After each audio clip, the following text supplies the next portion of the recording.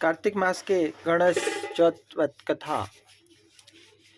पार्वती जी कहते हैं, भाग्यशाली लंबोदर भाषणकर्ताओं में श्रेष्ठ कार्तिक कृष्ण चतुर्थी को किस नाम वाले गणेश जी की पूजा किस भांति करनी चाहिए।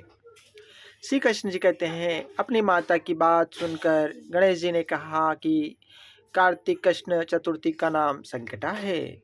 उस दिन पिंग नामक गणेश जी की पूजा करनी चाहिए। पूजन पूर्वोक्त विधि से करनी चाहिए। भोजन एक बार करना चाहिए। व्रत और पूजन के बाद ब्राह्मण भोजन कराकर स्वयं मौन होकर भोजन करना चाहिए। मैं इस व्रत की कथा कह रहा हूँ, सावधानी पूर्वक श्रवण कीजिए। कार्तिक कृष्ण चतुर्थी को घी और उड़द मिलाकर हवन करना चाहिए। ऐसा करने से मनुष्य को सर्व सिद्धि प्राप्त होती है। कृष्ण जी ने कहा, व्रतासुर ने त्रिभुवन को जीत करके संपूर्ण देवों को परतंत्र कर दिया। उसने देवताओं को उनके लोकों से निष्कासित कर दिया। हैरान परेशान सभी देव इंद्र के नेतृत्व में भगवान विष्णु के शरणागत हुए। देवों की बात सुनकर विष्णु ने कहा, समुद्र द्वीप में बसने के कारण वत्तासुर एवं अन्य राक्षसगण निरापद होकर उच्चकल एवं बलशाली हो गए हैं। पितामह ब्रह्मा जी रक्षक उच्चकल एवं बलशाली हो गए हैं। पितामह ब्रह्मा जी से किसी देव के द्वारा न मरने का उन्होंने वर प्राप्त कर लिया है। अतः आप लोग अगस्त मुनि को प्रसन्न करें, वे मुनि समुद्र को पी जाएंगे।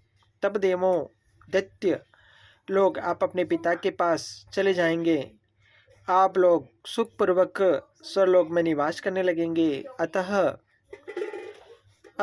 आप लोगों का कार्य अगस्त मुनि की सहायता से पूरा होगा।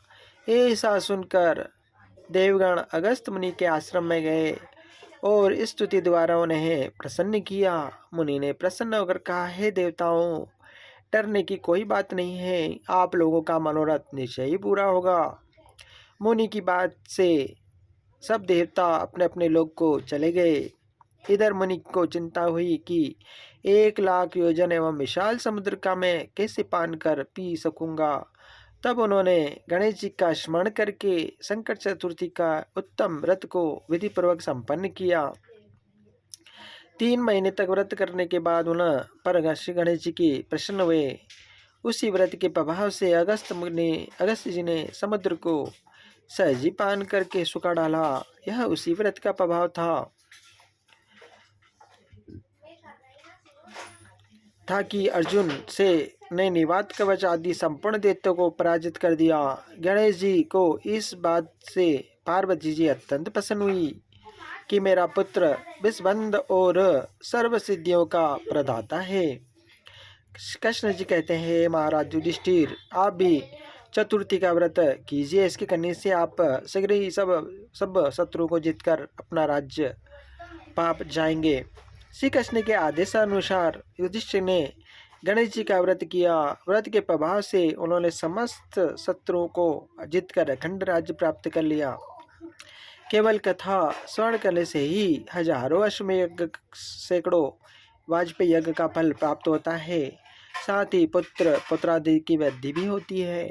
ओम कर्पूरगौरवं करुणावतारं संसारसारं भुजगेन्द्रहारं सदा वसन्तं हृदयारविन्दे भवं भवानी सहितं नमामि।